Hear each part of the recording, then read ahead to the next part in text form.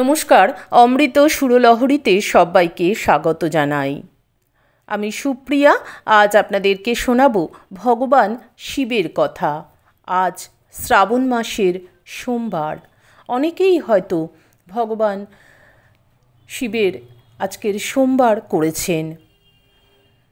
ভগবান শিব সেই ভক্তের উপর খুব সন্তুষ্ট হন যে ভক্তের মধ্যে ৮টি লক্ষণ আছে। কি সেই ৮টি লক্ষণ আপনাদেরকে জানাবো সেটি।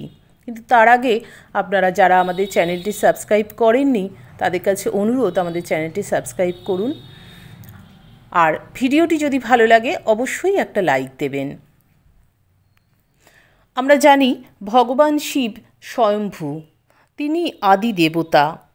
তিনি যদি কৃপা করেন তাহলে আমাদের ভাগ্যের চাকা ঘুরতে খুব বেশি সময় লাগবে না। তিনি সন্তুষ্ট হলে সব দেবতা সন্তুষ্ট হন। ভগবান শিব অতি অল্পেই সন্তুষ্ট হন, এতে কোনো সন্দেহ নেই। ভগবান কখনোই তার ভক্তের কাছে প্রচুর কিছু আশা করেন না। তিনি ভক্তের ভক্তিতে এবং অতি অল্পেই সন্তুষ্ট হন। কথায় আছে যে ভক্ত ভগবান শিবের কথায় আছে যে ভগবান শিব ভক্তের কাছ থেকে এক বিন্দু জল পেয়েই তার উপর প্রসন্ন হয়ে যান। আবার এ কথাও শোনা যায় যে ভগবান শিব সেই ভক্তের উপর অত্যন্ত সন্তুষ্ট হন যার মধ্যে থাকে এই ৮টি লক্ষণ। আমরা দেখে নেব সেই লক্ষণগুলি কি কি। ১. ধন সম্পদ অর্থ সব কিছু থাকা সত্ত্বেও যার মধ্যে একেবারেই অহংকার থাকে না, অর্থাৎ অহং শূন্য, অথচ বিশাল প্রভাব প্রতিপত্তিশালী এরকম ব্যক্তি যার মধ্যে অহংকার নেই, তাকে ভগবান শিব খুব ভালোবাসেন। ২.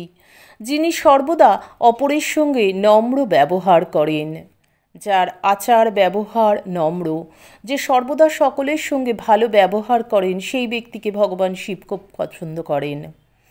যিনি পশু পাখি খুব পছন্দ করেন, সেই ব্যক্তির উপরে ভগবান শিব খুব সন্তুষ্ট হন। ৪. যার রাগ অত্যন্ত কম এবং কাউকে খারাপ কথা বলেন না, তার উপরেও ভগবান শিব খুব সন্তুষ্ট হন।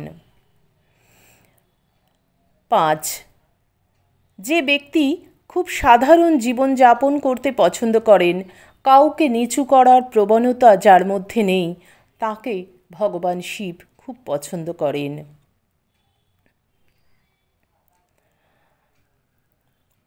৬. নিজের কথা না ভেবে অন্যকে যিনি সাহায্য করেন, তাকে ভগবান শিব খুব পছন্দ করেন। ৭. নিজে নির্ধন হয়েও অন্যকে দান করেন, সে ব্যক্তিকেও ভগবান শিব খুব পছন্দ করেন।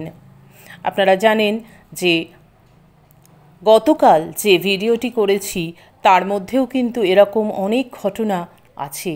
সেই বুড়ি মায়ের কাহিনী যদি কেউ না শুনে থাকেন, রাজা ও বুড়ি মায়ের কাহিনীটি অবশ্যই শুনবেন, তাহলে বুঝতে পারবেন যে এই কথাগুলি যে বলেছেন, এই কথাগুলি, এই যে ভগবান শিব যে এই ৮টি লক্ষণ যাদের মধ্যে আছে তাদেরকে ভালোবাসেন বা তাদের উপর খুব সন্তুষ্ট হন, তার প্রত্যেকটি ঘটনা ওই ভিডিওটিতে, কালকের ভিডিওটিতে পাবেন।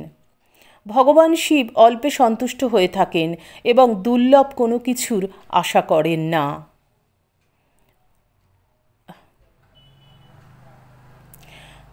ভগবান শিব সেই ব্যক্তিকে খুব ভালোবাসেন যে অল্পে সন্তুষ্ট হয়ে থাকেন এবং দুর্লভ কোনো কিছুর আশা করেন না। অর্থাৎ এইগুলো যদি আমাদের মধ্যে থাকে, অহংকারহীনতা, অপরের সঙ্গে নম্র ব্যবহার, পশু পাখি প্রতিটি প্রাণীকে ভালোবাসা, রাগ কম, কাউকে খারাপ কথা না বলা, সাধারণ জীবনযাপন করা, কাউকে নিচু করার প্রবণতা নেই, নিজের কথা না ভেবে অন্যকে সাহায্য করা, নিজে নির্ধন হয়েও অন্যকে দান করা এবং যে অল্পে সন্তুষ্ট থাকে, দুর্লভ কোনো কিছুর আশা যার মধ্যে নেই, এরকম ব্যক্তিকেই ভগবান শিব খুব পছন্দ করেন। শিবরাত্রির ব্রতকথাতেও এরকম কথা আছে যে শিবরাত্রির ব্রতকথায় যে সেই ব্যাধ সে তার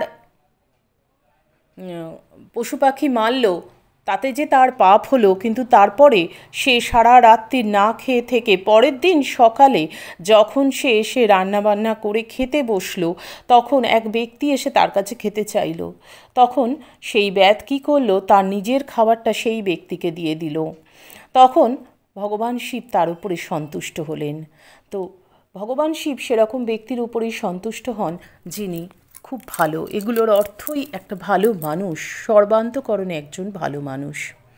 আশা করি আপনাদের আজকের আলোচনা ভালো লাগলো। ভালো লাগলে অবশ্যই একটা লাইক দেবেন, কমেন্ট করবেন, বন্ধুদের মধ্যে শেয়ার করবেন। আজকের মতন এখানেই বিদায় নেব।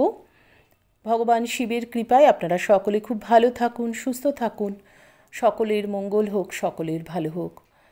ঠাকুর মায়ের চরণে আভূমি লুণ্ঠিত প্রণাম জানিয়ে আজকের ভিডিও এখানেই শেষ করছি। হরি ওম তৎসৎ। রামকৃষ্ণ অর্পণমস্তু। জয় মা শারদেশ্বরী, জয় তু স্বামীজি মহারাজ।